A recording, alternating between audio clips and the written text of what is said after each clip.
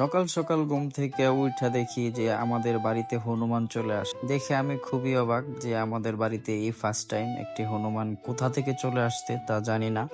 তারপর আমি মোবাইলের ক্যামেরাটা ওপেন করে একটু বের হয়ে দেখি সবাই দেখতেছে। আমাদের যে পাশে আমাদের ভাত জার আছে, আমরা এটাকে বাঁশ জার বলি। তো ওই জারের উপরে দেখি এই যে সুন্দর করে বসে আছে আর কি জানি খাইতেছে। তারপর আমি একটি পেয়ারা নিয়ে বারবার হাঁটতেছিলাম যে হনুমান খাবে কিনা খাবে কিনা। তারপর এখান থেকে অনেক লোকে বলতেছিল যে এটা হনুমান না বানর, কিন্তু আসলে এটা হনুমান, কারণ হনুমানের মুখটা কালো হয়। আর এটা আপনারা যদি একটু জেনে থাকেন তাহলে অবশ্যই কমেন্ট করে জানাবেন এটা হনুমান নাকি বানর। তো আমি আমার কাছে মনে হয়েছে যে এটা হনুমান। তো আমি একটু জুম করে আপনাদেরকে দেখাইলাম।